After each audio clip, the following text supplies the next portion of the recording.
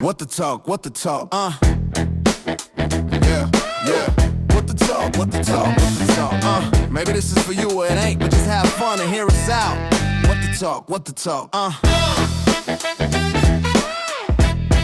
What the talk, what the talk, Come right here, let's talk with Vania, Stefan, and Enda. Welcome back to our podcast, What the Talk. We're back for our second episode with Vanya. Indah. And Stefan here. Whoa! Personally, I think I want to say thank you for those who have watched. Listened to our first episode. Who has viewed our channel? Yeah, as who well. have viewed our channels. I mean, all the shorts that we uploaded, the podcast itself. It's a long 45 minutes talks, rants, and all that. And yeah, you've made it. You watched through the entire BS. Our yapping. Yes. So thank you. Maybe first thing first. How are you guys? Tired. I'm sleepy. We're all as you tired. get older, I think the longer you stay up, the smaller your eyes gonna be. It's been busy, so started off with very busy drama at home. And then after that, it afternoon? took my daughter to ballet. Yeah, usual chores and housewives Okay. stuff. Well, you didn't run, but I did run. Ah! I know. I Ah! actually woke up at 5 o'clock, and I was like, because of That's the, an epiphany. because of the weather, actually, that I decided it's good weather. It's a good day to run. It's not hot, and it's cloudy, and it's windy. Yeah, Let's do it. by yourself. Now I went with my friend, my cell group friend.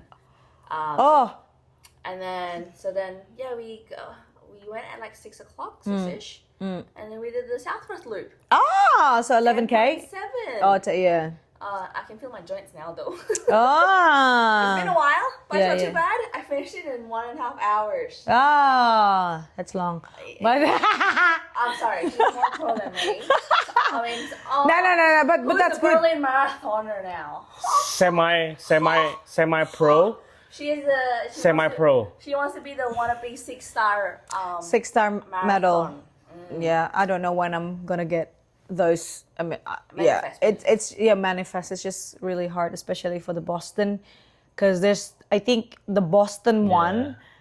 That's the only city that doesn't have lottery. Yeah, no ballot or anything like that. You have to use your qualifying time, which is very, very strict. What? We're talking about maybe 3 hours. I don't know exactly, You have to but do it around 42 in 3 hours. yes, in 3 hours.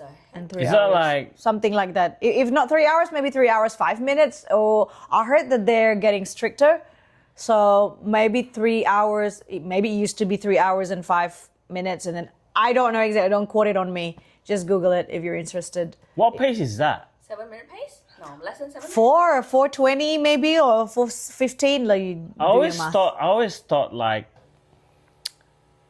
some people go, oh yeah, I'm a pace 3, pace 4, or that. Is that like per hour or per kilometer? Per right? kilometers, yeah. Okay. So minutes, but your face is 4 minutes per kilometers. Right. Yeah, but the American they speak miles, which I don't understand. It just doesn't I calculate. don't know what the equivalent that is. Yeah, That's right. yeah, I don't Never know. mind. You don't need So that's a good achievement for her to be able to wake up. Yeah. Actually, no, you know what? The past few weeks, I have become a morning person. Who am I 10 years ago if I say, wake up at 5 o'clock or 5:30 and go to work and to arrive to the office by 7? I'm turning Oh my you. god. 5:30. Which is good, right? That is good. Which is good. But then halfway through the day, I'm like, oh, I can feel it sleepy. You should do that, Mr. Bean, when they put the matchstick in. No, but I've been good. I've been consistent. I've been waking up at 7, but also because What? Waking up at 7? Sorry, I wake up at 5. She just changed the time. Sorry. See, I'm a bit whoop whoop now.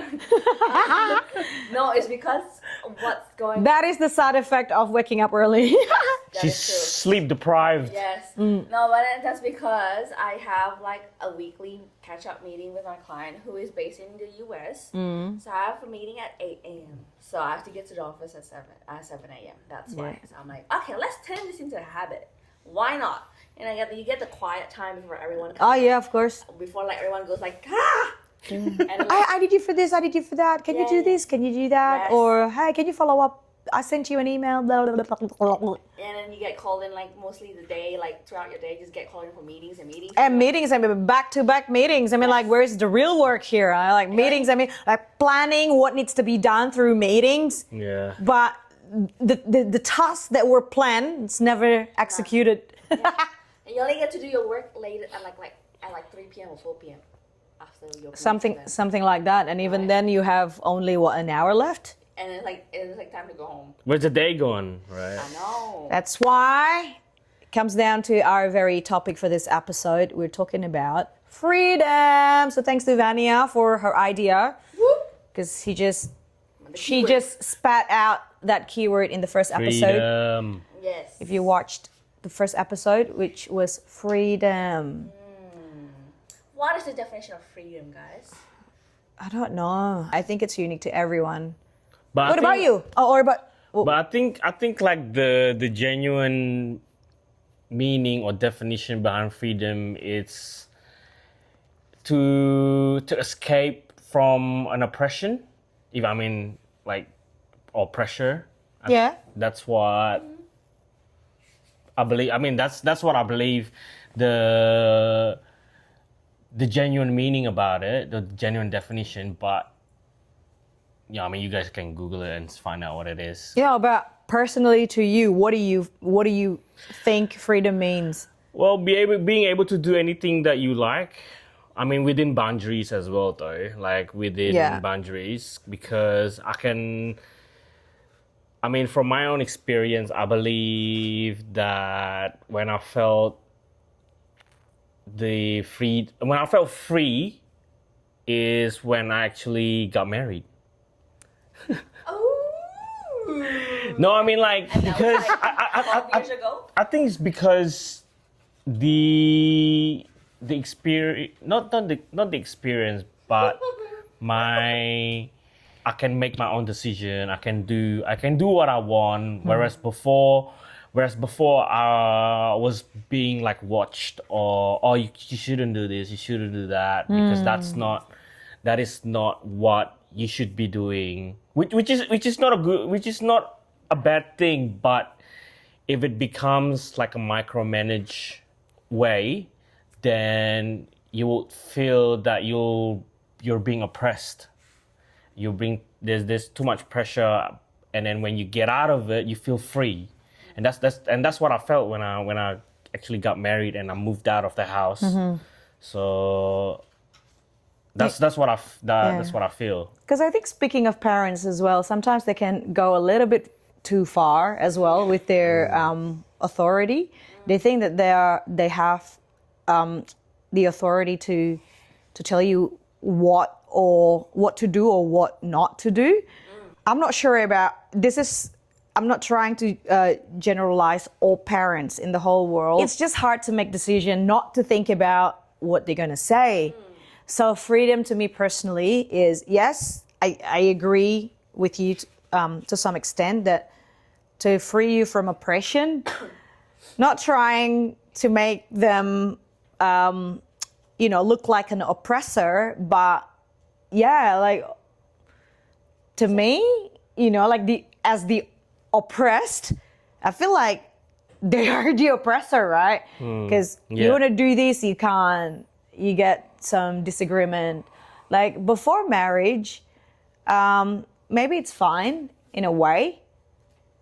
Yeah, because obviously in Indonesia, the Indonesia that I know, you're pretty much still your parents' responsibility if you're not married. So regardless you are over 18, because I know like some Australian, not some Australian, I think the Australian culture is that like when you once your child turns 18, it's time for you to get out of the house and then start exploring and then do your adventure. You may want to stay with your friends, rent house, Yeah, like agree. shared rooms Yeah. and stuff. But it's not the case with Indonesian family, Or right? Asian, maybe or Asian, maybe. I'm not Asian, sure yeah. as well, but I think Indonesian is pretty pedantic about it, like still very traditional Yes, about it. I'm not yeah. sure if it's like true traditional. Sometimes people just, try to act, try to be hypocrite as well.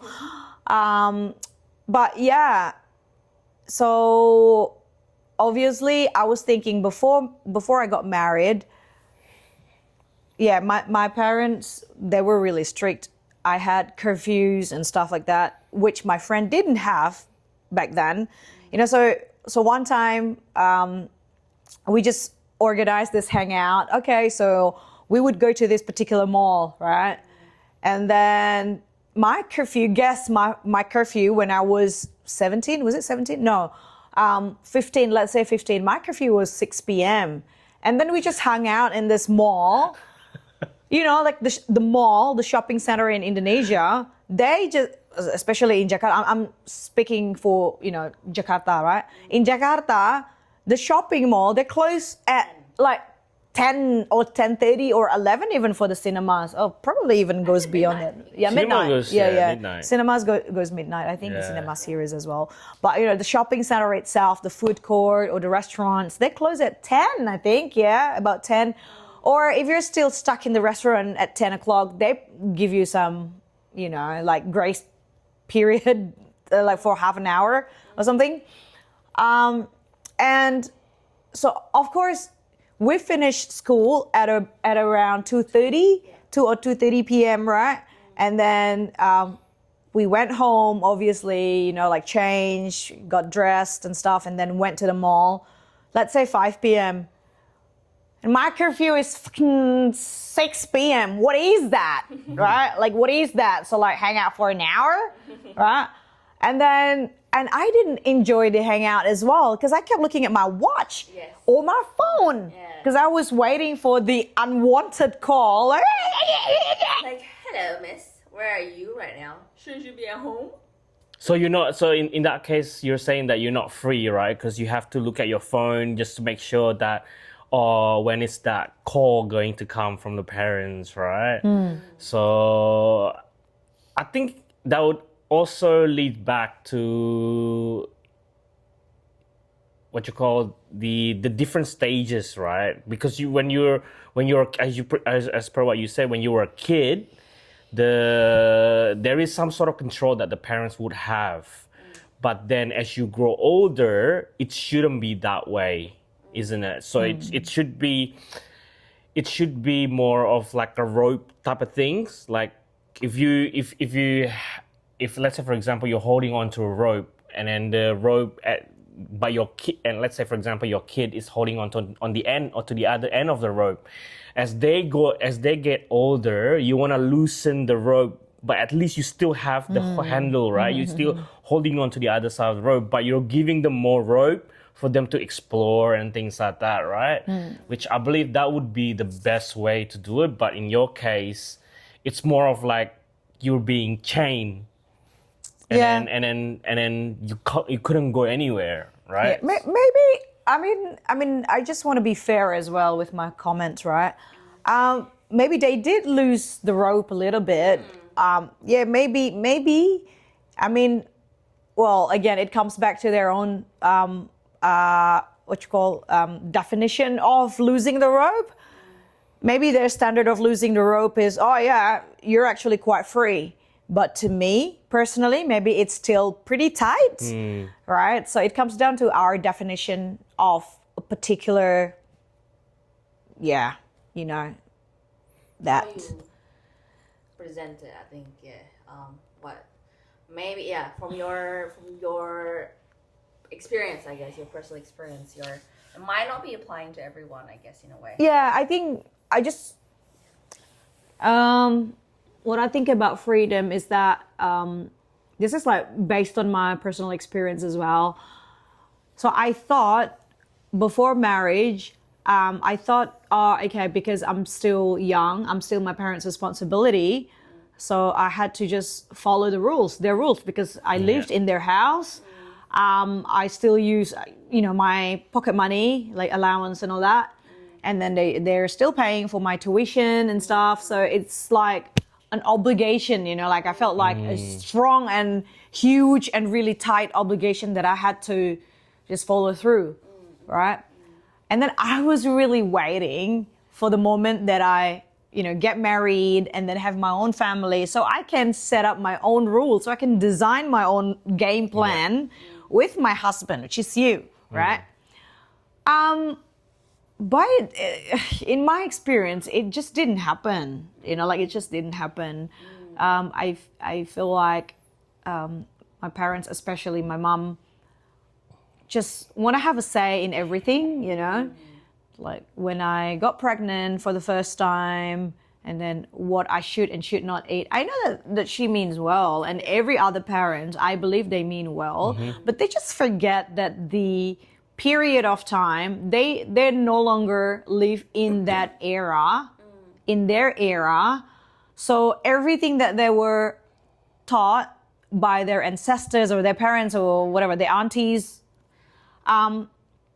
it's not necessarily something that you can apply in the new era, right? I think that's going to be the same thing with me and my kids as well. Like the things that I know now might not applicable in their generation. Like when my kids get married and then have kids, it's just like very different. And then I just remember in the past when my kids were still, well, they're still little, but even younger, especially when I was a first-time mom, where I actually, what I expected when I was a first-time mom was a full support, but a positive support, not, this is not a scaremongering agenda, if you don't do this, your child will look like this. If you don't do this, your child will be, like if you don't, you will fail. If you don't do this, your child will fail. So like scaremongering notion, which got me, kid you not. It creates fear. Yeah, it created fear big time. And then, like it was just probably 10 days post-birth. My hormones were still very messed up, right? I didn't even know what hormones being messed up right? But it's just, I felt confused, and then trying to settle down with the new environment. I had new baby, and then my baby cried all the time, and then all he wanted was me. I couldn't actually, I couldn't have my me time. My baby just needed me, and it's just so many pressures as well. I was told that, you shouldn't be doing that. You should be doing this instead. I don't think that's right. That's really wrong. And then if I try to stand up for myself, because, all right, so my mom, she was born and raised in Indonesia, and then she was taught the things that her ancestors were taught to do as well, right? And then she was trying to pass it down to me. But I'm here in Australia, right? So when I got pregnant, I went to see the doctors, the GPs, the midwives, the doulas, who learned what you call medical literature, Australian medical literature and processes, right? So it might be far cry different from what even the medical experts in Indonesia learned, right? So let alone someone like my mom who's not the expert, you know what I mean? Yeah. And then, because I learned as well, so we learned, right? So we attended those baby classes and, and then we had a chat with the midwife. So we got tips and tricks, Australian way, the Australian standards, right? Which probably to my parents, especially my mom, even your parents, We shouldn't call it Australian, we should call it Western. Well, Yeah? let's just be specific to Australian, because Australian and we live in American, Australia, because we live in Australia. Because Australian and then the European, there might be some differences as well. Okay, right? yeah, fair. So just yeah. So the Australian way, the Australian standards, right? Like, but to them, especially my mom or probably your dad as well. Your dad was pretty loud as well about the do's and the don'ts for newborn. The fact that he actually never looked after you guys as a baby, right? Yeah. But yeah, everyone just, like, had to say something, like just had to say something. And then again, back to all the Australian way and such. To my mom, to my dad, to your parents, maybe it sounded too modern. And that's not what I was experiencing back then. You just wanted to be modern, blah, blah, blah, But look at you. We raised you the way, like the way our ancestor did. And then look at you. You've grown so well. And, because they thought they're successful, so they wanted to pass it down to me. I get it. They meant well, but it got me frustrated, like really frustrated because, I just want to do things my own way. Yeah, of course, I didn't just block their advices completely 100%. Obviously, I filtered them out. Like if I like it, I use it. If I don't think, because I'm not a superstitious type of person, Like, okay, so the baby's crying. The Australian midwives and GP said, he's got colic, right? But in Indonesian culture, tradition, whatsoever, they believe that it's, some trapped wind, right? Trapped wind. First, it's a trapped wind. Okay, so you need to massage clockwise. Yeah, that actually could do as well. I mean, that's a treatment. It probably would help with colic as well. But then I went to every GP and then they all said the same thing. It's like the same standard. They just need cuddle. They just, it's new environment. They don't speak yet. They don't know how to communicate. Yeah. They're still learning. You're still learning, And then everybody was like, oh my God, he cries all the time. So something must have gone wrong. And then the superstitious in-laws and parents, they're like, probably he's been disturbed by this unknown spirits. creature from different dimension, right? Okay. Started fantasizing some ghost stories, Vecna. right? Vecna, right? And then started like, oh my God, we need to mince onion and then galangal and then all the herbs and then put it in their fontanelle. And I'm like, and then my baby smelled like rendang. Man, oh my God, like really, do I need to live with this, right? So that freedom is for me to be able to make decision for your life without the need to think about what others, or in this case, probably what my parents gonna say. Because I'm a fully functioning adult. Yeah. I can make babies, right? I have 3 babies, right? Yes. So I think I'm old enough, it's just, I'm still in my journey of getting my freedom. How about you?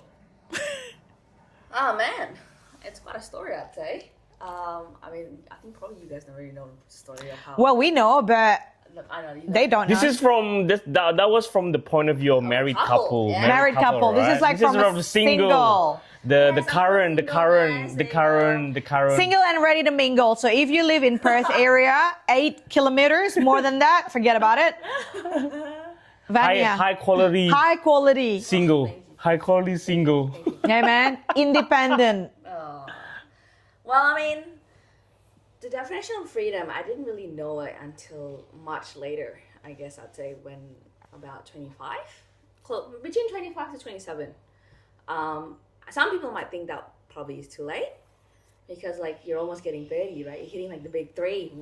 Wow. And yet, in your 20s, you're meant to kind of be the time that you're wild and free and do all the stuff that you want to do. You go to the bar, you go to the club, you go traveling and all that jazz. But I was still living under my parents' house for most of the time. And When was this? back I'm 31 now. So I was like, that was like, what, 6 years ago? 6 years ago? So, and that was, I think, the period of time where, so let me, a bit of context. Yes, we went to school here and we went to high school here, all the way to uni. I can say that I pretty much grew up here, right? I didn't really get the taste of like living in Indonesia and how I go to school and all that crap. Then after I graduated uni, I had a brief period of like a moment where I couldn't find a job here. So I went back to Indonesia, in 2016, I believe. And that was the moment where I was like, okay, I couldn't find a job here, so why don't I try working for my dad? And that didn't go well. That was not well. Well, first, I was living under his house and then under his rules. And on top of that, was working with him. Oh man, 24/7, 365 days a year. Wow, lovely. That went on for a good year. Yeah, and then it was not great because like I wasn't enjoying it first, and then at the same time, I was also didn't know the background of the whole business shebang, because I came from like an accounting background, and that is not entirely what our dad does his business is like entirely on like agriculture and planting and potatoes. So I had to kind of like he literally just dive me in, kind of like try to make me as if like the daughter of the director and sort of thing. You have to be the leader, you know, that kind of thing. But that was not me. I was like, that's not me as a person. That's you trying to make me a person. So, Which again, he actually meant well. yes, he meant Right. well. Thank you, and I'm grateful that he can actually provide me a job, and giving me the opportunity. But then it was, if I bring it back now, thinking about it, I still remember the main thing that I remember was that I sent you a picture that I was selling. Oh, that potato. Yes. Yeah. And then when you saw that picture, I cried. I actually cried because I already considered her my sister already. Maybe she was still is closer to me than her own brothers, you know. And then, I can attest to that. yeah, and then I'm not trying to take credit, but when I first met her, I didn't feel like she had the freedom, you know, just like our topic. So she didn't have the freedom. And then I didn't think that she was treated okay actually by the parents. Like their parents are responsible parents, like I have to say. But again, probably they're a bit clueless about what's lacking or what's required, because it's just for that generation. I didn't feel like her parents were trying to get personal, you know, down to personal level, as in, of course, she was a teenager. She was a teenager when I met her, right?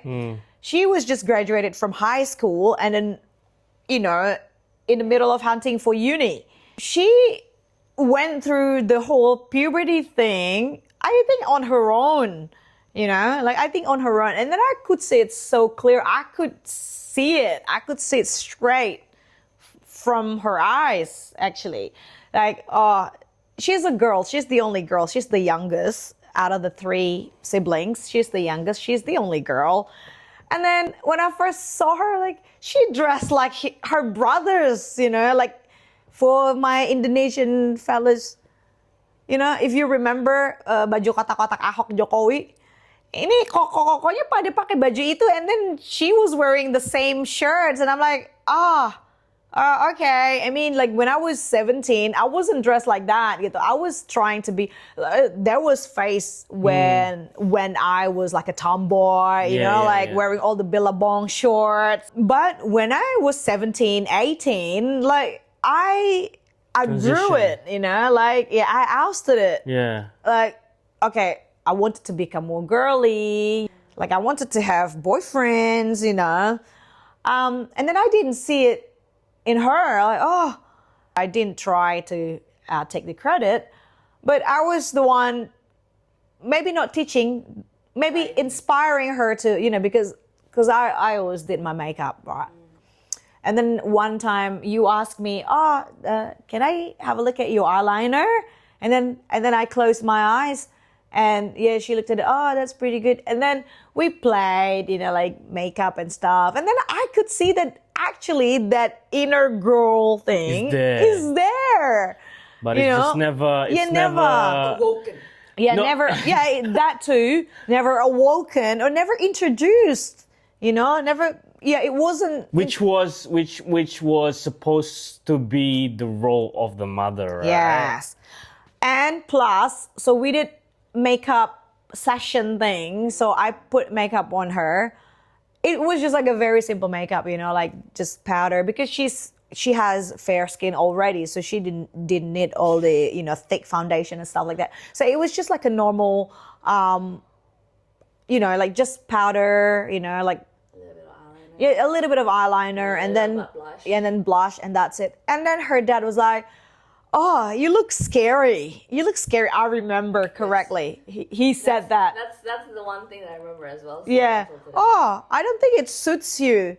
You look scary. And I'm like, because I was still there. Like, I'm like, what the fuck? Like, just be quiet. You're not supportive at all. What do you know about girls it's wearing not- eyeliner? It's not a compliment. It's not a compliment. It's just like demoting, Yeah, that's it. I mean, Yeah. especially for me, I think what makes me kind of emotional. It's but- fine. Does it affect you though? It does, right? Yeah. Oh my god. Tissue. Do you should get tissue? You- Oh no, use the use the blanket. blanket. It's okay. Use the blanket. I'm not wearing eyeliner now. Yeah, it's okay. I feel like as a 17-year-old or like a teenager, you're starting out into the world.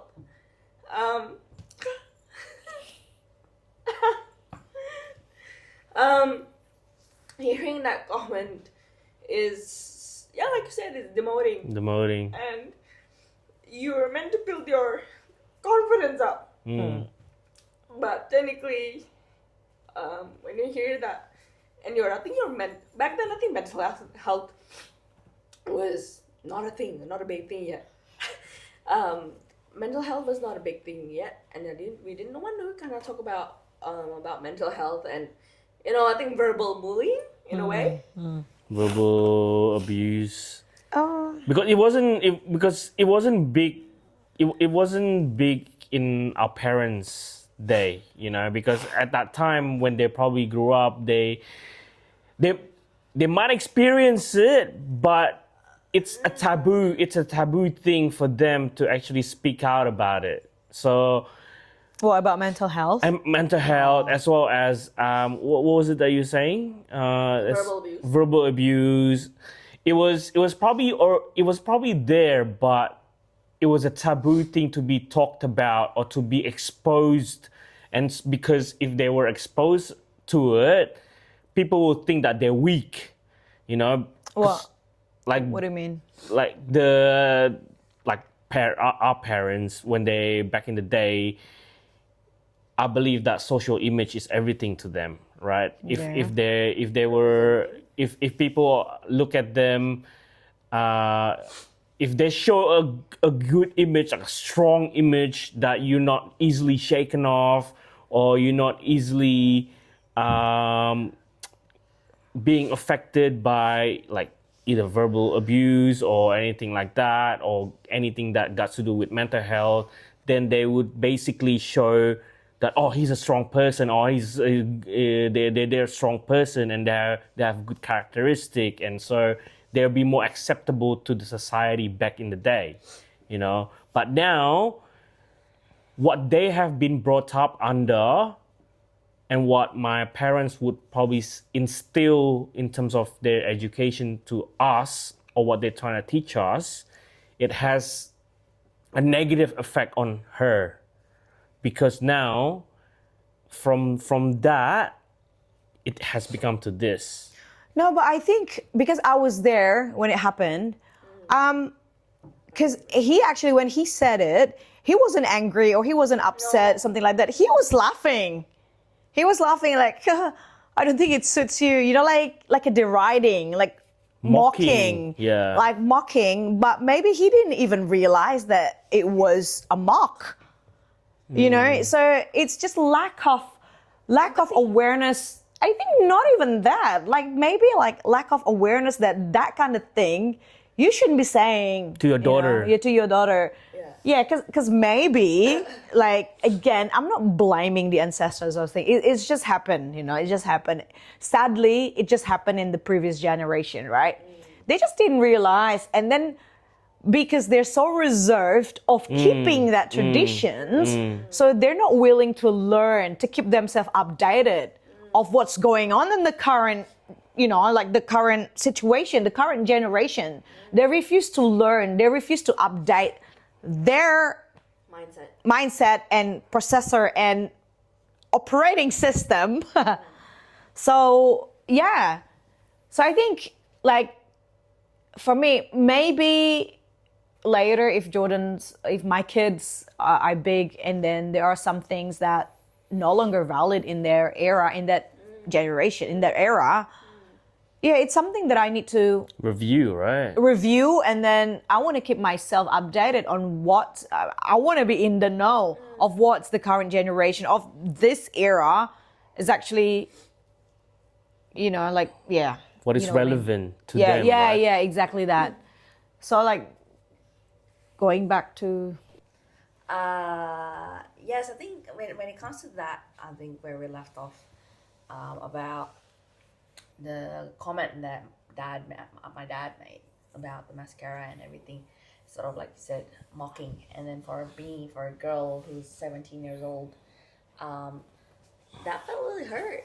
Like, you're meant to be building your self-confidence, right? And you in your skin, and not like beginning to kind of like enter the world of adulthood, and to hear kind of like not yet even close to like adulthood yet, but just starting off, it's a bit disappointing in a way that you don't have like the full support, I guess 100%, by your own parents. So you think that they where we thought that they would have the best interest for us, they would want to see us grow in a way,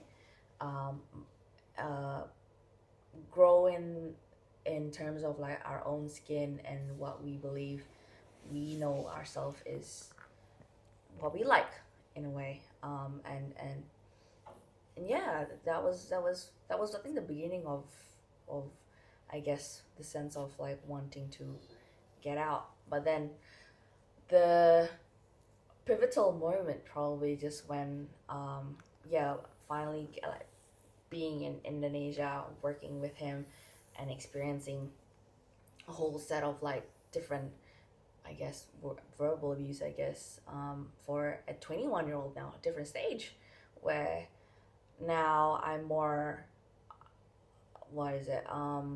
understanding of how people work, what's do's and what's right and wrong, and how I want to be treated, as a person, and yeah, working with him was not in my agenda, for sure. And that led me to kind of like, I think, the whole moment of mental health, I guess, because that was like the longest that we've kind of been apart as well. Me being apart from Perth itself, because I've never left foot, and it's like stepped foot out of Perth only for holidays, and that's it. But that was the hardest, I guess. I didn't have anyone at home. Well, they were my parents, but then my support system for myself, I didn't have. I think you guys were pretty much my main support system. So yeah, and then it caused me starting up the feeling of depression. And I think I told you as well, like, that working with him was non-stop. It was literally non-stop. I mean, it comes with the territory of like owning a business, right? Eventually, if you guys are starting out like your own business, I know your main focus is trying to build revenue and all that jazz, but it was mentally draining, physically and emotionally. Yeah, I remember you dropped your weight to like Yes, 10. I'm getting into that. Like 10 kilos or literally- something, Yes, I yeah. literally dropped. I lost 10 kilos, but I've been wanting to lose my weight. But So if not you want in to the- lose some weight, work with her dad. not in the healthiest way. Yes, but hang on, like this is just like a disclaimer. we're not. We're not trying to, like do the diss Yeah. or like blame game and stuff. This is just a raw perspective of how we feel as the child, and then what we expect. Like for me personally, what I've experienced in the past that I don't want to repeat to my children. For sure. I think Yeah. from that, like by dropping 10 kilos, that was like no one really, and eventually I think our cousin picked it up, and then even our extended family kind of picked it up, the fact that I'm not making friends at all. I didn't have any friends because again, I grew up mostly here, so going there technically is just like starting from zero, a new start, where I didn't know anyone but them and any other family members around. So that was a challenge as well. You don't make friends with people your age. Yeah. Yeah, because the routine was basically just there at the office, home, which was literally like a 5-minute drive, and then that's it. And then you talk to people. I talk to people, that I was like they are like older than me, way older than me. Yeah. So I'm like, and then like I said, as a 21-year-old or /22 back then, I can't remember the age, but you're at the age where you're starting to begin, like your wild and free and carefree life, You want to hang out with friends, you want to stay out late until like past curfew time, and you want to like go have fun and like drink and go to clubs and Make mistakes. make mistakes. I mean, not in the bad way, Yes. but like make mistakes and then learn from it. but literally just living. Well, anything goes freedom, I think. Yeah, it's what everyone deserves. I think the role in something just crossed my mind in terms of the role of parents, like how we are with our kids. Right now, we're their provider, we're their carer, we're their protector, right? As they grow older and they become more mature, our role will be slightly changing. Instead of being we're still going to be provider, we're still going to be carer, we're going to be removing protector because they're going to start learning how to be independent themselves, right? As they grow older. And then as time goes by, again, those role will be decreasing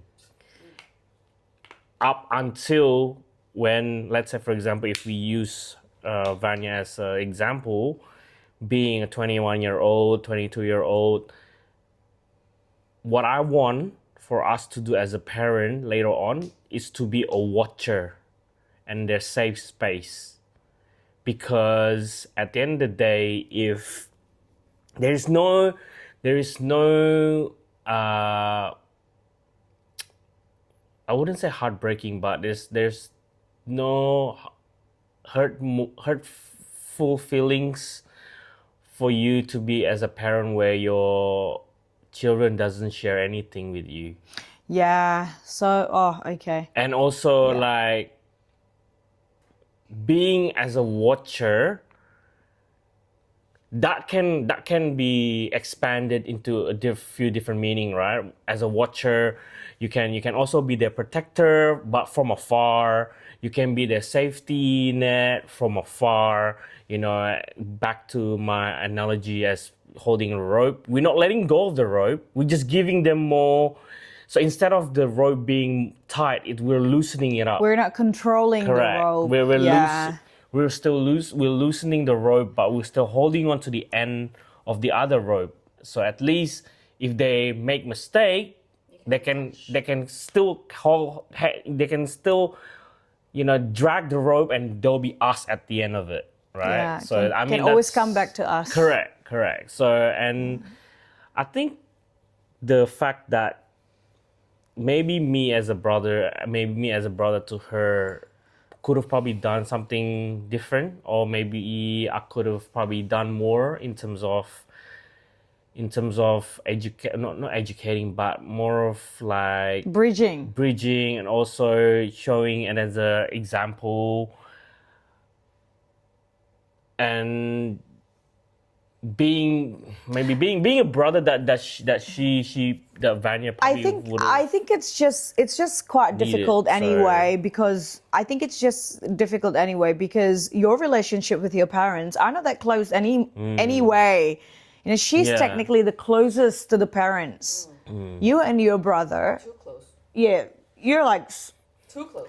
It's like a glue. well, from the surface, yes, but you know, like you're not opening up to them, so that's actually not close. They think that you're close. Well, they trust you most. That's Yeah. for a fact, feel right? So your relationship never been built to be, you know, in position where you can give advice, that kind of advice. And yeah, I'm not sure. Like when I first met you guys, I could already tell that, especially you and your brother, to your parents, you're very distant to each other. yeah. But I'm not sure. But in my opinion, their parents are so fancy about having a daughter because they think, because this is the comment that I've been getting. You know, like, oh, boys are difficult, girls are easy. You see, so from there, I feel like it's not about care anymore. You know, this is just my opinion, right? So I could be wrong as well. But so in my opinion, oh, okay, so boys are hard, girl are easy.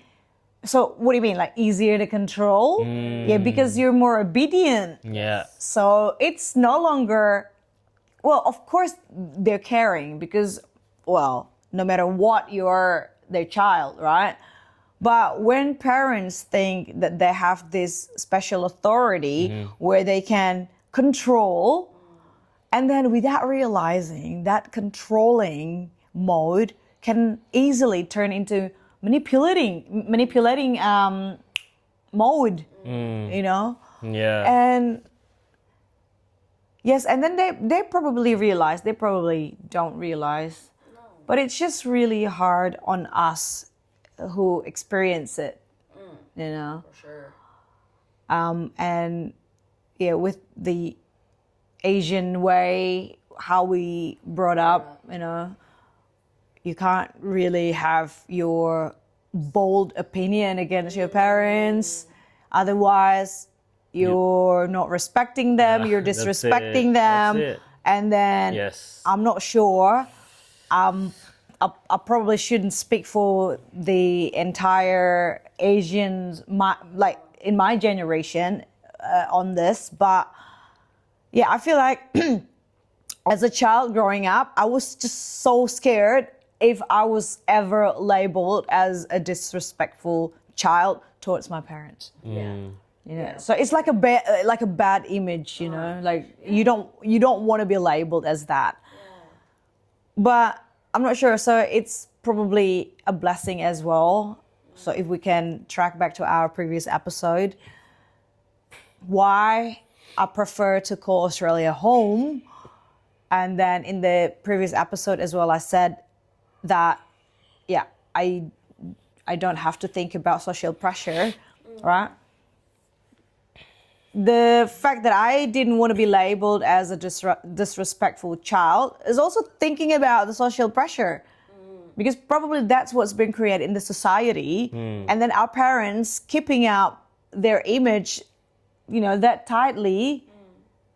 Yeah, that's why I'm just tracking back to our first episode. But I wonder if they, going back to what you said about the parents trying to keep up their social image, I wonder whether if we actually sit down with them and actually talk and ask them to be really, really honest with us, whether they're actually tired of keeping that social image and they just like, I think if they really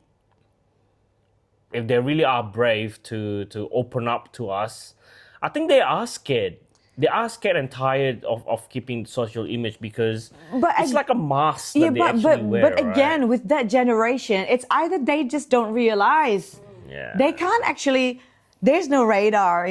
They don't have this detector to detect that. Oh, actually, this is not the right thing to do. You shouldn't be thinking about what society think about you. So it's not there. The sensor is just not there. So they're thinking, oh, this is the right thing to do. Like to keep up with the society is the right thing to do. So this is the norm. This is this is the rule. This is the principles that you need to abide by. Yeah. This is the law, right? And yeah, again, I don't think it's going to be useful to sit down with them. Well, it depends, because I've seen baby boomers like in that generation who's quite open up, like a couple. willing to change, right? Yeah, I mean, quite modern as willing to Yeah, change, yeah. quite flexible, Understanding of like the changes. Yeah, and willing to update, like willing to Adapt. get updated on, okay, what's going on right now. Like there are some people who are quite modern as well, because I've got a couple of friends in the past in uni that sometimes I was pretty jealous. I mean, oh my God, she's got a very Cool mom. parents, parents. Like, Yeah. oh God, like she has very cool parents. I wish my parents are less uptight like her parents, I think it's kind of sad to wanting to have someone else's parents. Yeah. But that's the fact. I'm not trying to blame my parents. I mean, there's nothing to regret, because I believe in God. I'm a believer. So what's destined for me to have to experience, it's just my fate, right? And then I just have to pick up the cross and then, Walk along the journey. walk along the journey and then just live by it and then get better, and then solve my problems. And going back to your point, whether or not our parents are actually tired of trying to fit in the society, they're not free as well. Trying to interrelate that to our topic, freedom. I don't think they have their freedom as well. Because they still think, you know what? Just like our wedding preparation, for example, our parents are thinking about the society. From the invitation paper, for example. The name should have the titles, Degrees that you have. the degrees, and then the groom's name should be first. Oh no, the bride's name should be first. Just that kind of thing. Oh yeah, because if we put the bride's name first, people in Indonesia will think the first name mentioned is the family who pays for the wedding. So they really care about those bullshits and nonsense. No, I just want freedom. Like I don't give a damn whose name is written first, my name or his name. All I think about is I'm gonna marry the man that I love, and that's what matters. But these parents, they just it's just tiring, and I don't think they have their freedom as well. Like, they just like so thirsty of acknowledgement. I'm not trying to say bad things about our parents, but it's just unfortunate, and I do from the bottom of my heart, I feel sorry I was gonna say for that such too. thinking. I feel so sorry. There's no love in that. It's just like being scared of what other people think about you, And always like, and you don't even ask how your children are feeling, right? I think you can tie in the fact that I think you're tying in our first episode about keeping up with the social pressure and the judgment, Everyone's always gonna judge, right? At the end of everyone always has their own opinions. Yeah. But somehow in Asia it just kind of become magnified of like, oh, remember that kid they had the wedding and we got invited. Like, oh, it was such a nice wedding, you know, and it was held in this hotel. And then it's like Competition, right? yeah, It it turns turned to a into like competition. competition. Who has better Who's richer? Who's richer? I'm like, is that really the importance of it? Yes, it's a nice time. It's a happy time. You get to celebrate a once in a lifetime moment. But then I think what brings us back to why we, again, like you said, why we call Australia home is the fact that here they don't really care about that. What they care about is being in the moment Yeah. and having the people that surround you are the people that you care and the people that you actually want to be there. Not some like Random. who are you? Some random. Yeah, who are you? Do I know you? No, but I'll just invite you anyway. You know? Yeah. Things like do I like okay, as long as you give us like the red pocket, like when you come in and then we'll thank you very much for that, you know, and then you get free food. There you go. But it's like, no, you're only like here is you're only just inviting the people that actually matters Yeah, of course. and don't really do any judgment at all. You know, like they don't care how big of a wedding dress you wear, what tuxedo you, and how the decoration is. Yeah. No, it's like that's out the door. Literally here, I think that's like the very big comparison that I have and I found, and I think my friends would agree. And then I have most of my friends are not married, but then they're all a lot. Yeah, most of my friends are Southeast Asian as well, and I'm pretty sure they can relate to this. And